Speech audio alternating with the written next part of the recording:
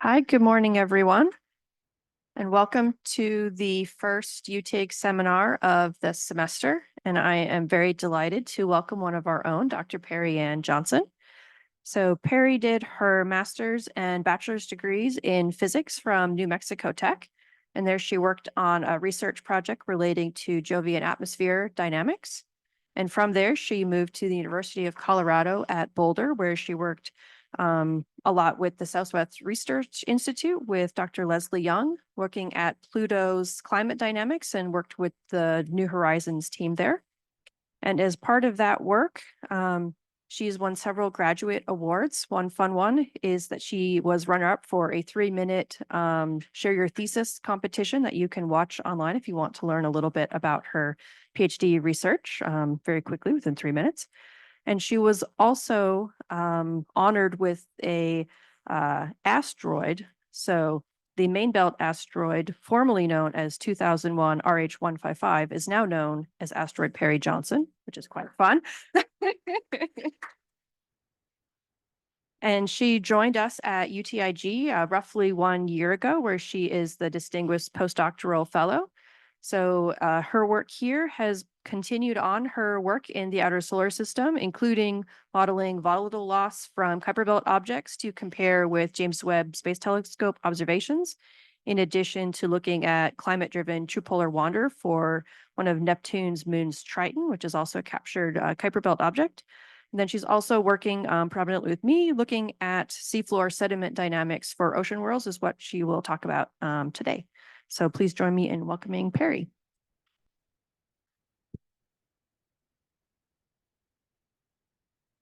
Okay, awesome. Thank you all so much for coming. Thanks for that intro, Krista. I have loved my time here at UTIG so far. I can't believe it's like half over already. But one of the things I've really loved is interacting with so many people who focus on Earth rather than planets. And I have learned so much from you guys already, and I hope to learn more.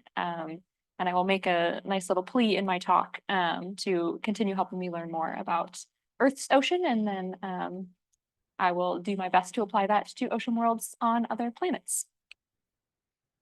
So just a quick outline for my talk. I'll start with some of the motivation, which is very Earth focused. So I will have the weird situation of talking about Earth to a room full of people who know so much more about the Earth than I do.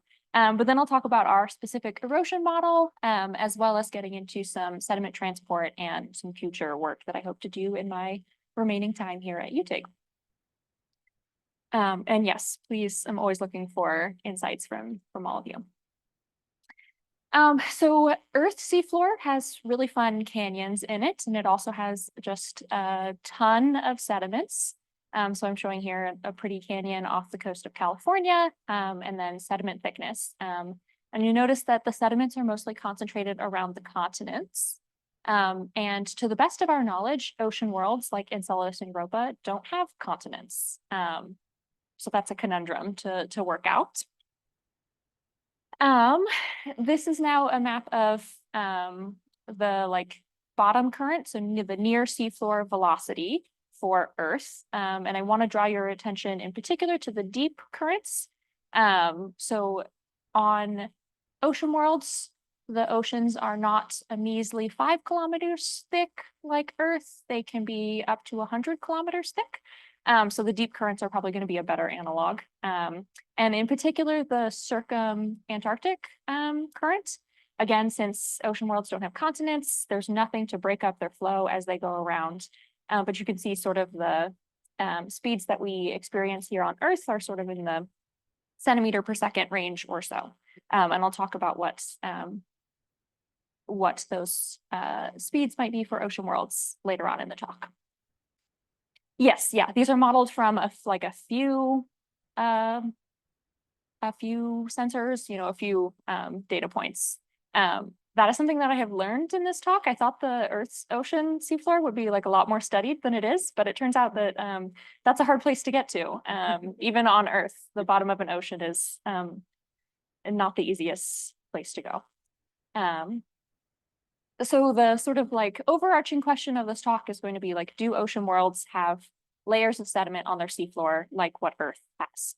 So this is now another model showing sediment by like type or composition. And a lot of it is from continents, which again, I've said ocean worlds don't really have continents, so they probably won't have that type of sediment. And I'm not going to touch in this talk if they have sediments that come from life. That is for an astrobiologist to address, which is not me. So, you know, this sort of line of evidence is saying that ocean worlds are potentially very, very different in the composition of sediment that could be available to them on the seafloor. And then finally, we know that Earth's seafloor sediments get recycled. So this here I'm showing the age of the seafloor in comparison to that same sediment thickness map that I've showed before. And you can see a nice correlation there where the ocean floor is young. There are no sediments on it yet because they haven't fallen from the surface in the case of Earth. And where the crust is old, you get lots of sediments that then get subducted away. It's not really clear at this point if ocean worlds have plate tectonics or not. Probably not. Earth is the only world in the solar system that has plate tectonics that we know of. And so there wouldn't be this like recycling. And so does that mean that if ocean worlds have erosion and sediments on their seafloor, that it just stacks up and up and up and you just get crazy thick sediment deposits? All to be determined. So sort of in summary from what I've said so far, ocean worlds don't have continents producing the sediment. We don't know if they have biogenic sediment components, which maybe indicates that they should have less sediment than we see on Earth's seafloor. But they don't have plate tectonics to remove sediment. So any sediment that gets created, does it just stay there forever? And therefore you have a thicker sediment layer. In this talk, I'll address a little bit our first pass at figuring out which scenario wins between these two. For this talk, I am going to talk specifically about Enceladus, which is this one, and Europa, which is this one. Wow, this is hard to point. But there are ocean worlds throughout our solar system. These are sort of roughly to size scale. So you can see a lot of moons of the outer solar system planets, Jupiter, Saturn, Uranus, and Neptune. Triton is a moon of Neptune. They have lots of ocean worlds, either confirmed or suspected or theoretically possible. And so this is showing sort of the same moons as before, but in those sort of categories of places where we know there are oceans, which are usually confirmed by like geologic features on the surface that you know there must be an ocean underneath a global ice shell, or magnetic activity or gravity where you can sort of peer into the interior and see what's going on. And then there's worlds that have kind of tentative oceans. Pluto is one that is close to my heart in particular. I hope it has an ocean. Some of my work works better if there's an ocean, so I would like there to be an ocean. But then there's also just lots of possible ocean worlds throughout the solar system. I want to highlight some of these in particular. So these are the moons of Uranus, and the next NASA mission is hopefully going to Uranus, and then we will find out so much more about these moons and if they have oceans or not. But like I said, I'm focusing on Enceladus and Europa for this talk, and I will show the true size of Enceladus there. It's really, really tiny. It's 500 kilometers across. And there's been work modeling their interiors to think about or to try to constrain how thick their oceans and ice shells are. So that's what I'm showing here. So you can see for Enceladus, the combined cryosphere, the ocean and water layers together are about 60 kilometers. And for Europa, the ocean is much, much thicker at 100 kilometers. And so these are sort of like the crazy ocean thicknesses that we're talking about, so much thicker than Earth's. There, at Enceladus in particular, there has been some evidence for some sort of sediment from inside the ocean or from the interior of the planet getting out. And so that was observed by Cassini. They observed these tiny little silica particles when it flew near the plume, which didn't come from the surface, which is fully covered with ice. So they must have been sourced from somewhere inside the moon. And the easiest way to create them is the combination of rock and water and heat, hydrothermal activity, altering the rocks and creating these silica particles that then can be thermally convected up through the ocean and out through the plumes, maybe in the order of months, maybe in timescales a lot longer than that. That's not super constrained yet, but there is evidence that we've seen, at least at Enceladus, for some sort of particles from the seafloor making it all the way out. And so the evidence that I have here on this slide is like, okay, we've seen them, and I will address the question in this talk of can we create them at the seafloor through erosion? Yes. Okay, so getting into kind of more of the science part of the talk now, I'm going to start out by talking about our erosion model. So as a first pass to look at erosion on the seafloor of these ocean worlds, we are looking at specifically erosion by bedload particles into the bedrock. So this bottom layer. These are what I think of naively as how erosion works. These are particles bouncing and hitting the ground and breaking the rock and creating new particles and lowering the seafloor.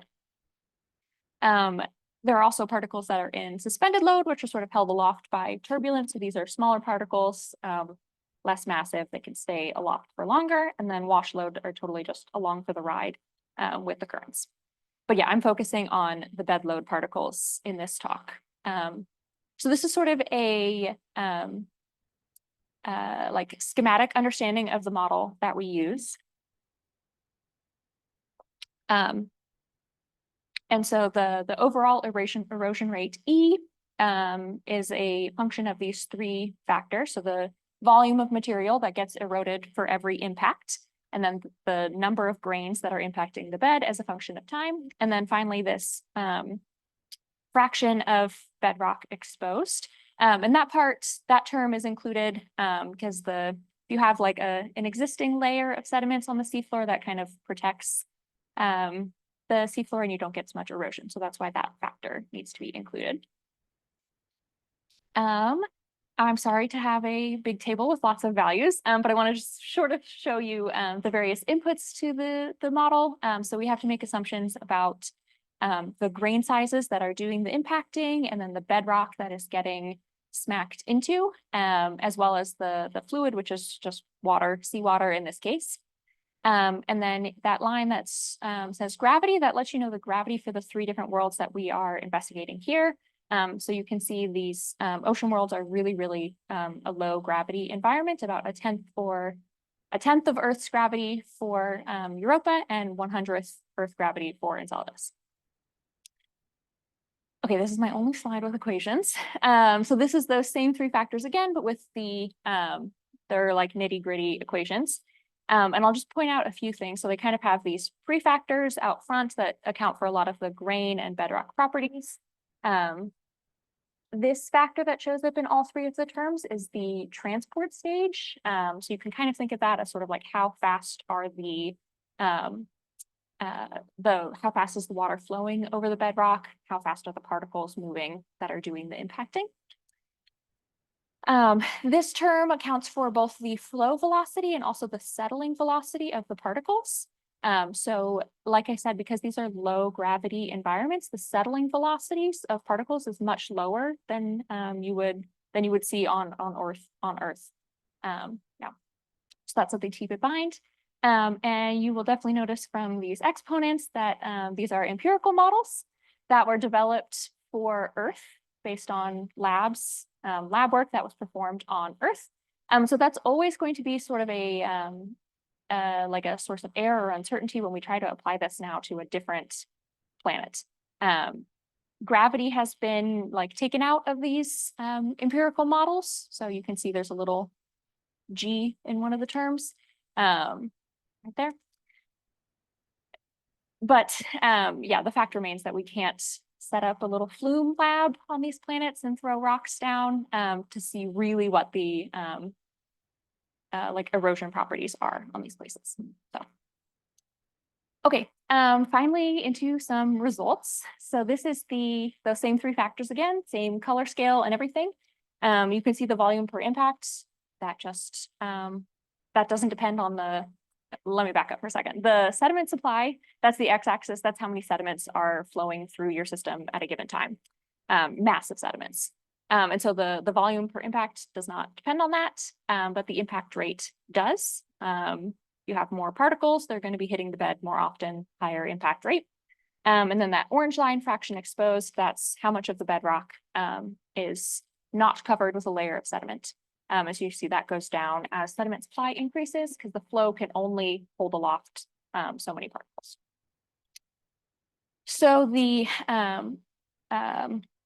overall erosion rate is shown by this black line now. And so you can see it kind of peaks where these three factors sort of balance out. And so if you have too few sediments, you won't get erosion, kind of makes sense. But also if you have too many sediments, you're protecting that bedrock too much and you get less erosion as well. So the peak is kind of somewhere in the middle. Okay, so that previous slide had sort of a 1D look at the problem, but really there's another dimension, and so that's the transport stage. That's what's on the x-axis here. I don't want you to worry about necessarily the numbers in these contours, but just know that that's showing erosion rate, and so it's peaking in that little circle. It says 7.5, and then it goes to 0 on all four sides. So if we start with the vertical axis first, this is the sediment supply. So this is the same thing we had on the previous slide. If you have no sediments, you get no erosion. If you have too many sediments, you also get no erosion because you have no bedrock exposed.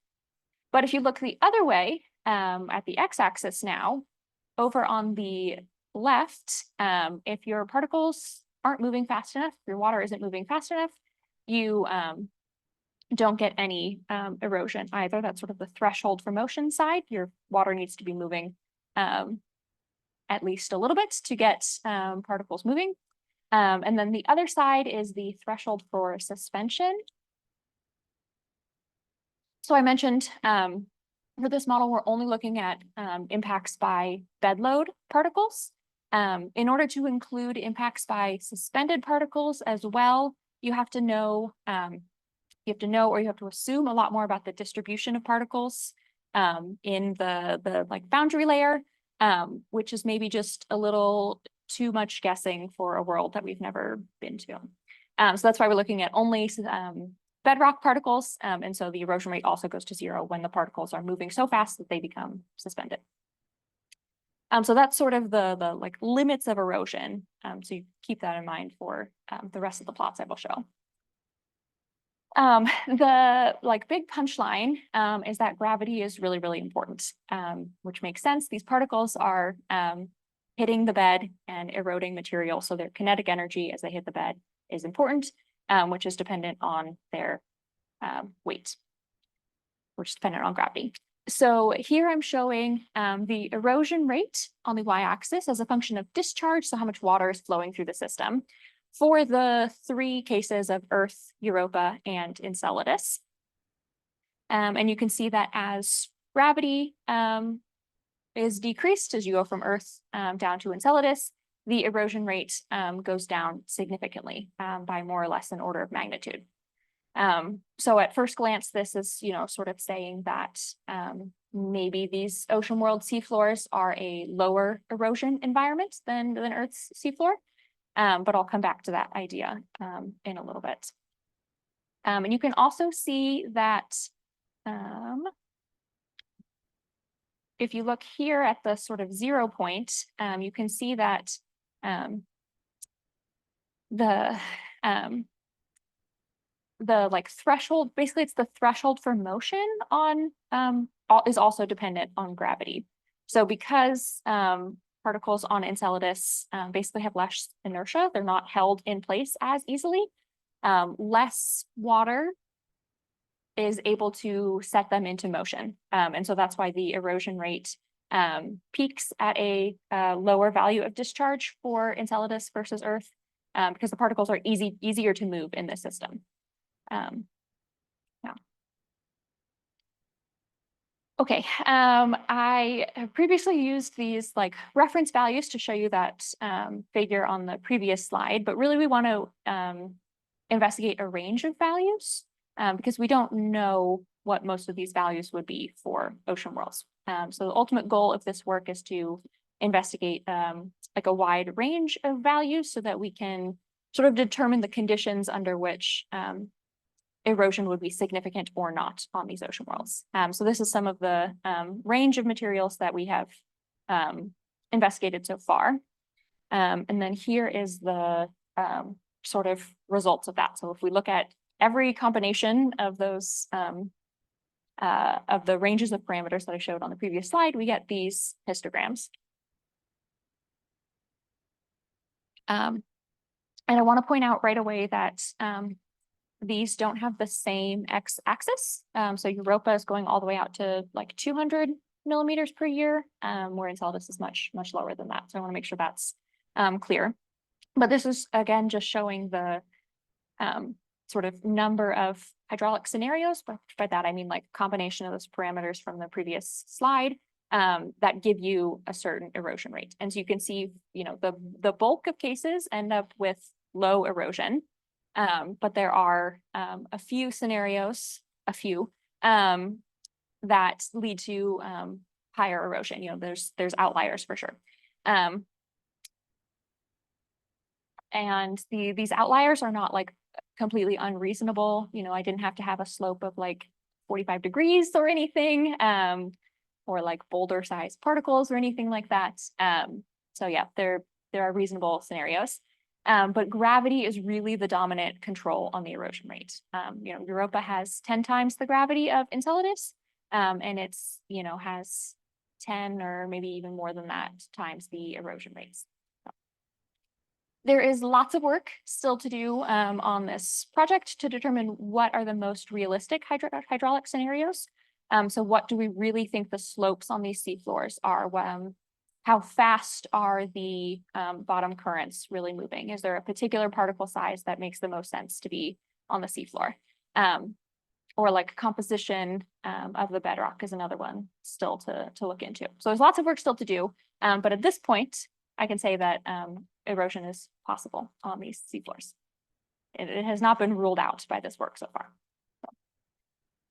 I had a very helpful unit of millimeters per year on the previous slide, which is like very kind of an Earth-centric unit. We think about things on human timescales. How much is it going to change over a year?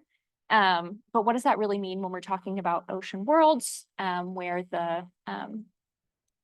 these oceans have probably existed for 1 billion years or more, and more or less the circulation pattern was probably more or less the same for that whole time period. So these erosional systems have been acting for like so long.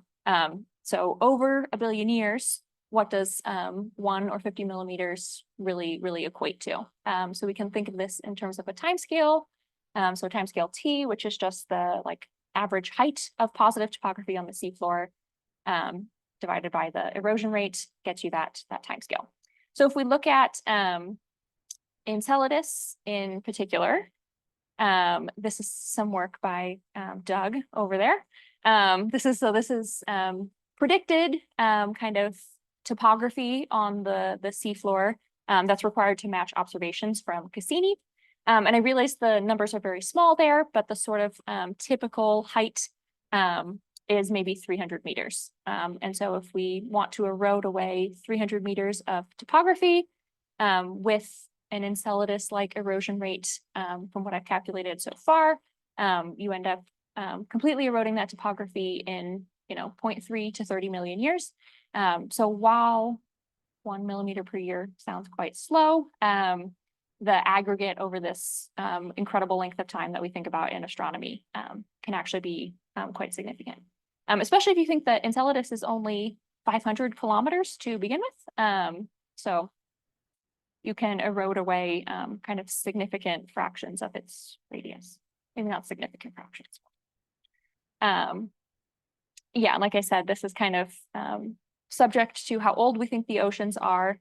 And then there's also this like complicating factor of like benthic storms, which is how most of the erosion happens on Earth's seafloor, from what I understand. So these are just storms in the bottom of the ocean, some sort of eddy comes through. Sometimes they're tied to atmospheric storms as well that get the energy gets transferred all the way down through the seafloor, which obviously is not what will be happening on ocean worlds since they have an ice shell. But yeah, I think that would be an interesting thing to look into as well of if you have these kind of like 1 in 100-year storms where your erosion rate gets 100 times higher, what effect does that have on the seafloor? And yeah, it wouldn't be a talk by me if I didn't have a cute animal in it.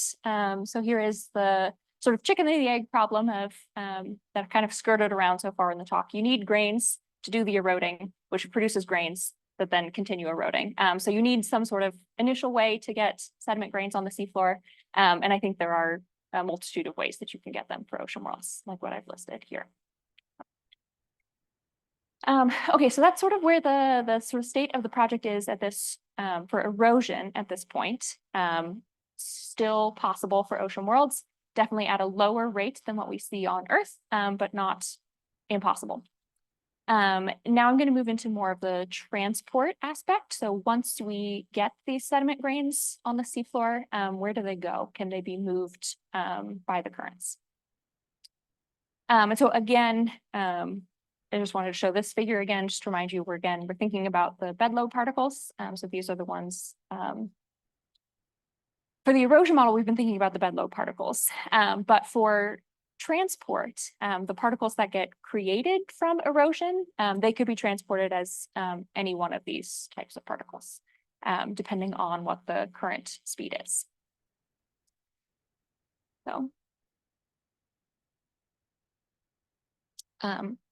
So what I'm showing here is the current speed that is needed to transport particles of a given size on each of these 3 worlds again.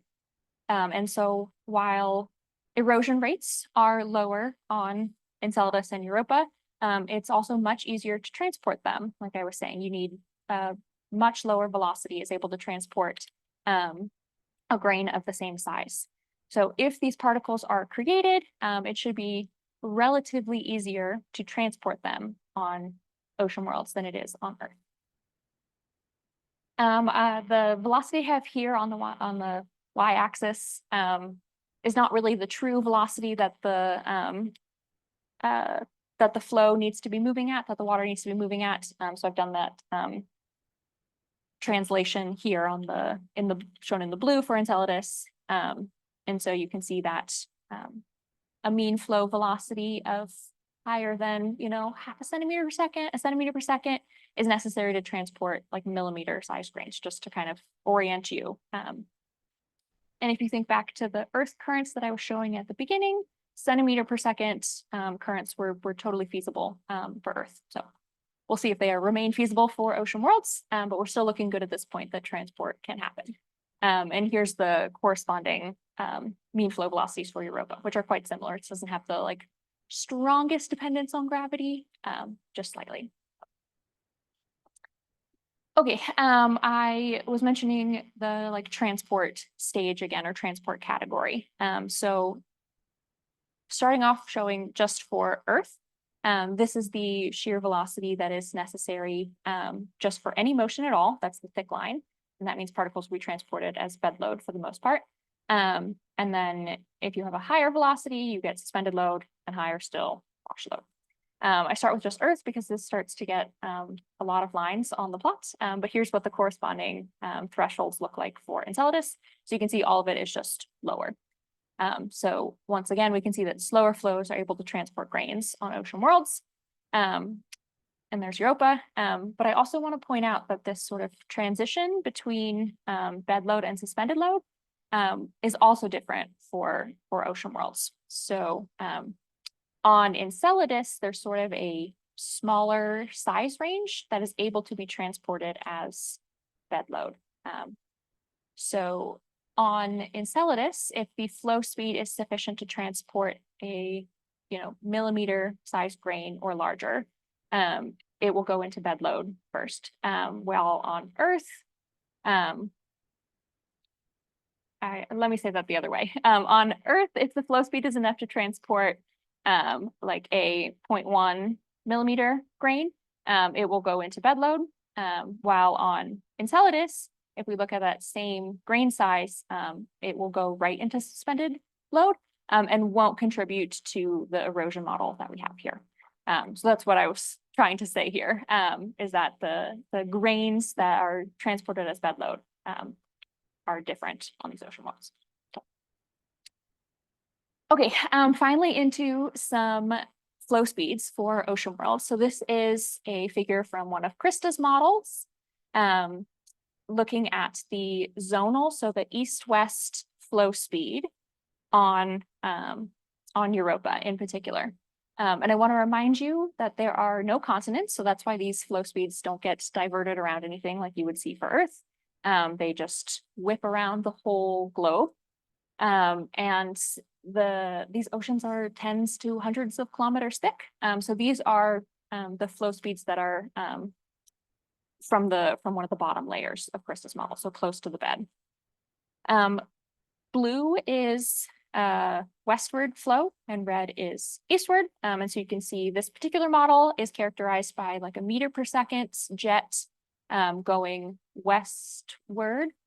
Yes, westward at the equator, and then return flow going the other direction at higher latitudes. And again, like these are upper limits from Krista's model, but they are way, way higher than the threshold for motion and the speeds that we were needing for transport to occur. If we look at the meridional flow instead, so this is now north-south flow. You can see the flow speeds are a lot smaller here. They're sort of on the order of tens of centimeters per second. Again, they are still upper limits. But for this particular model, we see sort of a like confining flow. So in the northern hemisphere, the meridional flow is southward, and vice versa in the southern hemisphere. So particles would get kind of trapped at the equator. If they're created anywhere in the northern hemisphere, they would be transported to the equator and kind of pile up there in some sort of like thick sand deposit. There are lots of options for circulation models. Krista's are obviously the best, but other people make them as well. And so there are there's not a consensus yet, I would say, on the specific pattern. So it's just one example for Europa of what could be happening. But this is what we hope to do in the future with the work, is understand where these sediments are getting transported, where are deposits building up, and would those deposits be then detectable by a future mission. So I'll bring it back to this slide to sort of tentatively say, yes, sediment transport is possible, subject to the caveats of Krista's flow speeds being upper estimates. But if we put Krista's flow speeds, that's what these dashed lines are, or even if we reduce them by a factor of 10, there are still many, many grain sizes that are able to be transported by the predicted flows. So erosion, check. Transport, check. And then, yeah, like I was saying, we really want to know where the sediment is going. And so for this particular model, are they directed to the equator? But a sort of confounding factor is that grains won't necessarily get deposited until the flow speed drops below the threshold for motion, which for the corresponding zonal flows for this particular model, the slowest speeds are not at the equator.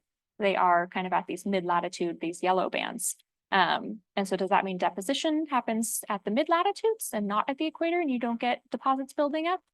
To be determined. So, okay, with my remaining time, I'm going to talk more about the deposition and some other future work that we hope to work on with this project. So I think there are lots of applications for understanding what is happening with the state of erosion on the seafloor of these ocean worlds. It's not something that has really been studied much before. That's why this is very much a first pass kind of model. But on like long wavelengths, it will, the amount of erosion can change the sort of shape of the core. And then on, much shorter horizontal distances, it will affect the particular geometry of the rock ocean interface. The effect on tidal dissipation is something that I have worked on a little bit, so I'll talk about that in a second. But then there are also lots of sort of chemistry life kind of applications. So if you're breaking apart the seafloor and releasing all of these particles, what does that do to the ocean composition? And what does that do to the availability of nutrients for any life that might be there? Again, that's for an astrobiologist to determine, but hopefully I can give them some inputs to understand what the ocean composition will be. Okay, so now I'll go into a little bit of the tidal heating that we've worked on so far. And just as a little refresher, I'll walk through what tidal heating is. So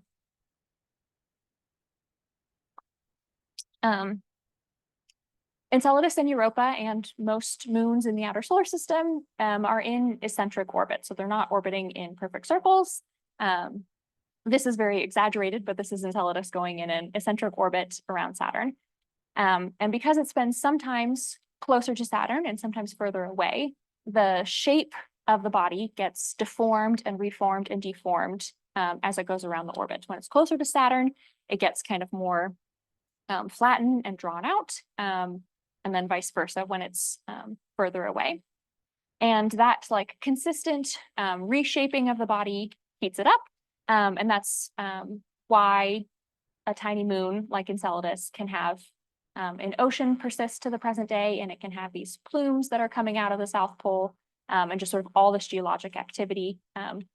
This tidal heating is essentially a way of transferring energy from Saturn to Enceladus to power all of the geologic activity and keep the ocean liquid. So that's all well and good, and that's the sort of basic gist of how tidal heating works. But it's not clear where, like what parts of the body will heat up from theory. So models have been done to see how much the ice shell would heat up versus the core versus the ocean. And so you can kind of see the rough heat outputs, heat fluxes here. And I want to ask the question, well, what if you have a sediment layer on the seafloor? Does that affect the tidal dissipation? You have this deformable material, of sediment on the seafloor. What does that do to the tidal heating? Is that a significant source of dissipation where you can get heat going into these sediments or not? And so we've run kind of a toy model at this point just to see what the dissipation would be like. And so this is for sort of a 30-kilometer thickness global seafloor sediment thickness, which is maybe a little thick, but it's a sort of first pass. And you can see the other values that we've put in for that. And so here this is showing dissipation as a function of viscosity of the sediment layer, which is kind of an unknown, unconstrained at this point. And so tidal dissipation could be really, really significant or not so much, depending on what this viscosity is.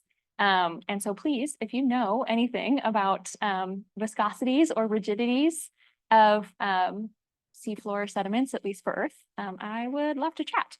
So I haven't had the best luck determining what these sorts of values should be. So,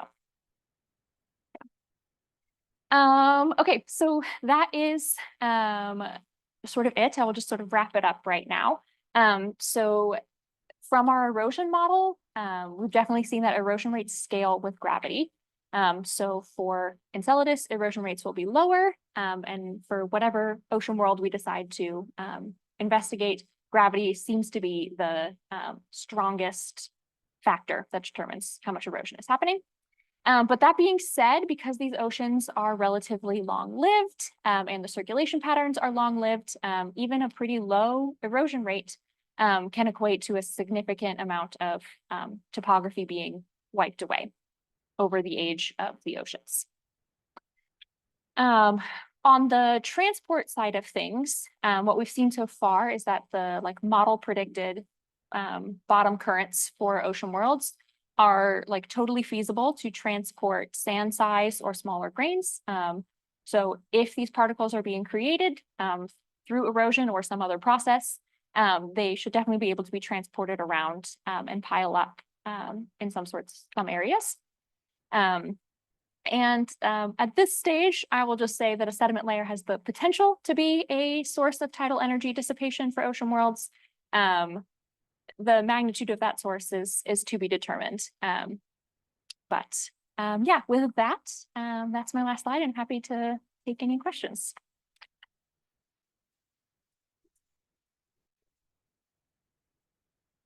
All right, thanks, Perry, for a great talk. Constantino has the mic, and I see Torsten has a question.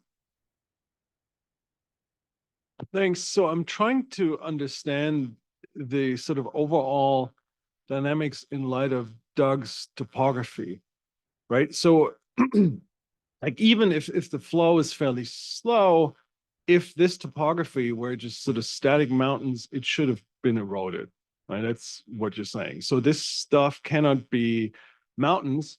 So the topography has to be dynamic. And then the question is, or it could still be sediments if the circulation pattern had this wonky geometry, but presumably it doesn't like ab initio. But then, like, I guess the question is, if that's true, right? If Krista's models had some bumpy topography, right, would that induce a stable pattern? And I mean, I doubt that to be the case, but because all of this is saying that whatever this causes this topography is not the sediments. Yeah. And then the question is, okay, so you have these sediments, and then isn't it more about, given certain assumptions, how thick is the sediment layer? Because we know that topography shouldn't be sustained. Yeah, so for your first question, that's a great question. And Krista has a postdoc starting in October to look at the effect of topography on the circulation pattern, both seafloor topography and ice shell topography. So understanding, yeah, exactly how the currents are moving around topography that is there. Do they just like blow through it and erode it? Doug maybe can answer more about if it's dynamic topography or not. But I mean, But yeah. So this, so right, this stuff is highly turbulent, right? So it's not going to care that much about bumpiness of the topography because the shear layer is then, is that correct?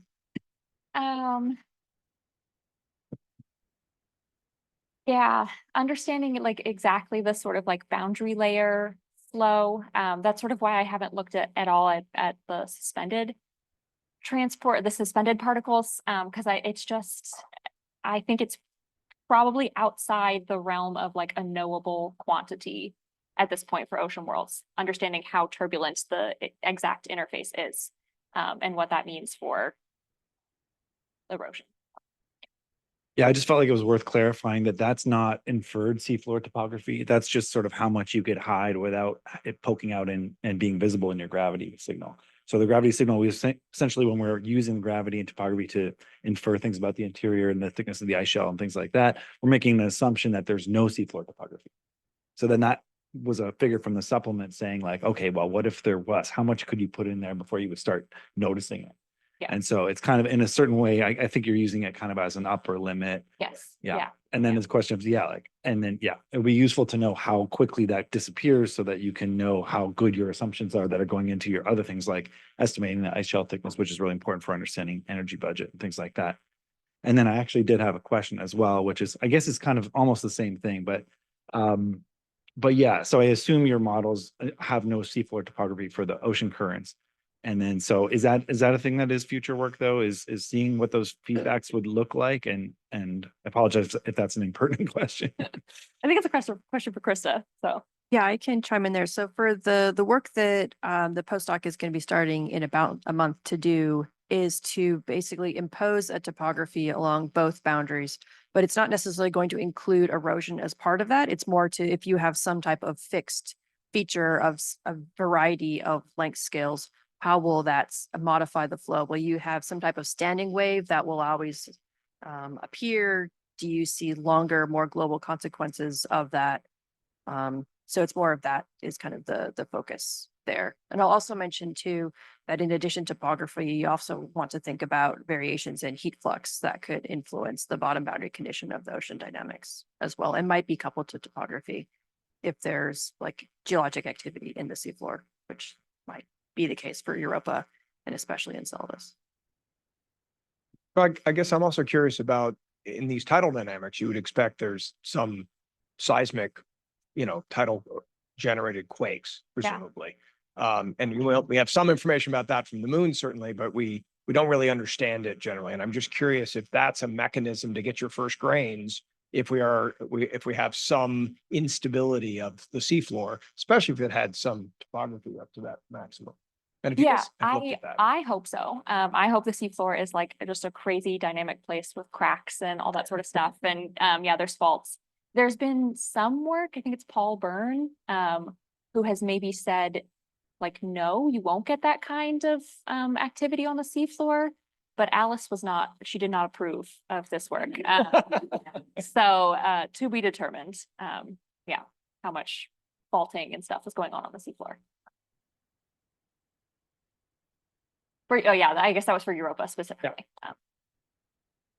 Yeah, I guess to follow up on maybe this line of questioning a little bit, and particularly Torsten's question about sort of saying, well, this topography wouldn't, well, apparently it's not topography, but the potential topography that you could hide would just be planed off because of this sort of time scale.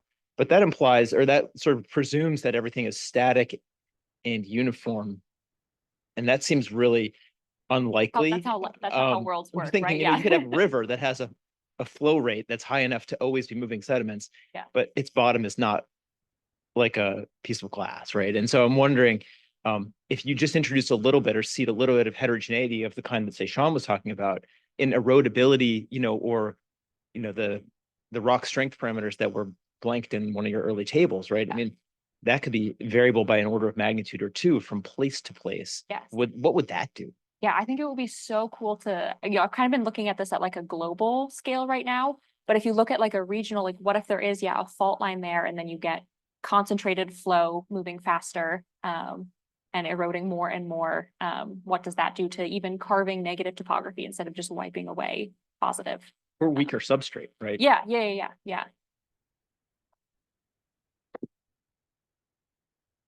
Hey, Perry, cool talk. So there's been a lot of folks talking about how the silica particles detected by Cassini may not actually be from the seafloor.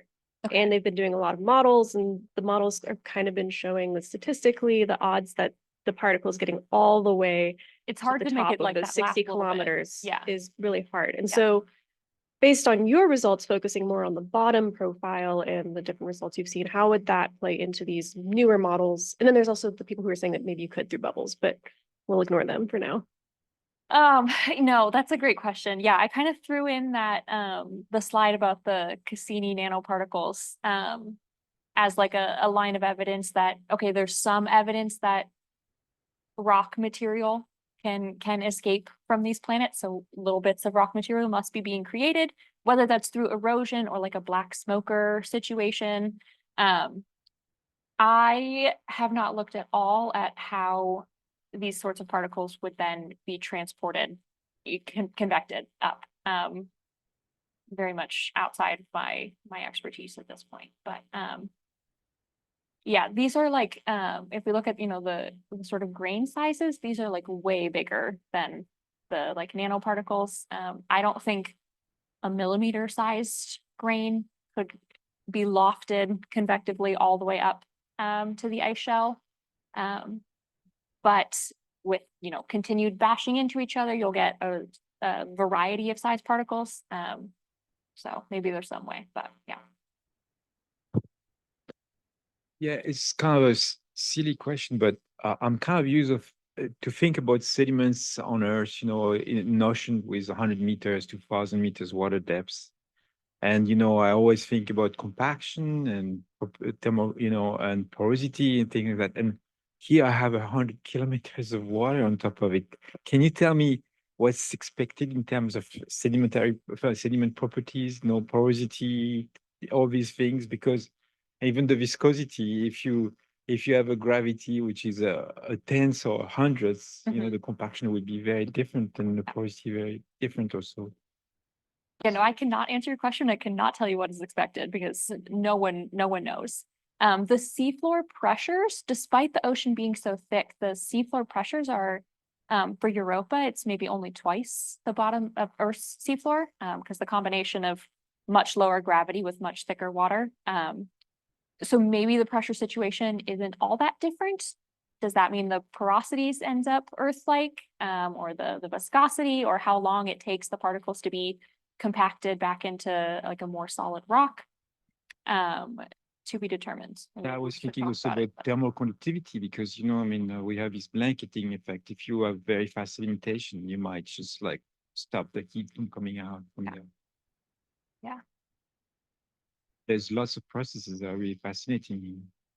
I think what's really weird for Enceladus in particular is that some recent work has shown that the whole core might be like porous, or they call it like this fluffy core. And so I think my understanding is that if you think of like a rubble pile asteroid that's like just barely held together, like is that what the core of Enceladus is like? So is the whole core a sediment layer? I don't know.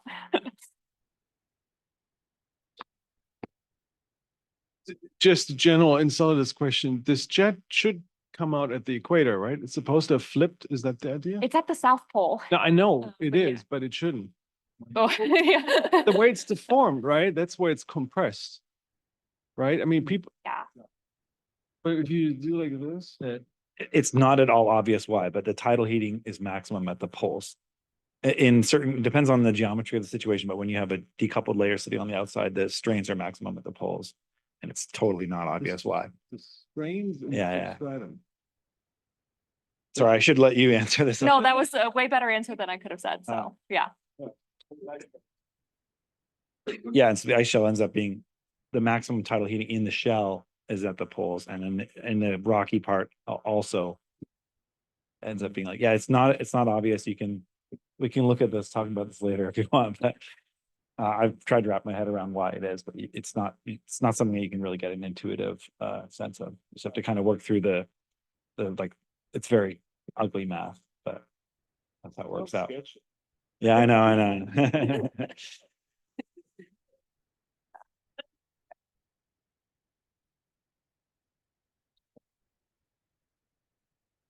Wow. Yeah. Great talk. So you focus mostly on, well, clastic processes, but chemical precipitation. What is the assumption that clastic kind of things would dominate over things like dissolution and precipitation? No, I don't want to make it sound like this is the dominant process. This was the like easy one to tackle first. Chemical precipitation, I think is and chemical erosion, I think will absolutely be active as well. And that really plays into the ocean composition as well. And so there are lots of very exciting implications for that. But yeah, not something I thought about at all. I try to avoid chemistry kind of as a like rule. So yeah. Speaking of chemical Oh, deposition. no. Sorry. So there have been a couple papers out, like Mohit's paper, that have said that Europa may have kilometers worth of like chemical precipitates on the seafloor, kind of like gypsum, things like that. And so if that is a primary process that's occurring, what would you expect to see from that? Because I'm trying to think, because it's not necessarily being eroded, it's precipitating out of the ocean. And so would you expect to, based on your models, what kind of intuition are you feeling might occur if that is something that's happening? No, but that's really interesting because then that's kind of more of an like an Earth-like process then, because on Earth's seafloor, all the sediment is coming from the surface. And here for these ocean worlds, I've been talking about it being scraped up. So yeah, if there can be precipitating particles that are coming out, do those form the initial grains? I would maybe be surprised if they're strong enough to then smack in and cause erosion. But yeah, definitely something to think about. And we've talked about gypsum before. This is Yeah. okay. And then so I guess kind of follow-up question is, are you planning on expanding some of your variables to include some less common yes, materials? definitely. The like range of parameters that I showed here was just, okay, how many orders of magnitude do I want to go on each side? But there's a lot more work to be done to see like what would be the like common or likely compositions and strengths and that kind of stuff. So Yay. yes.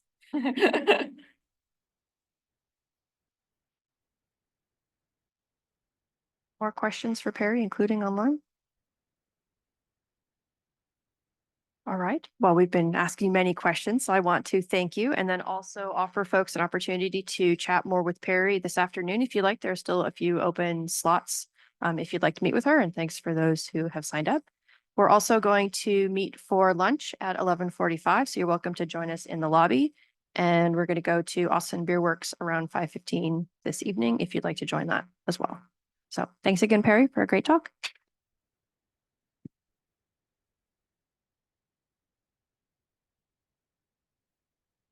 Mohi don't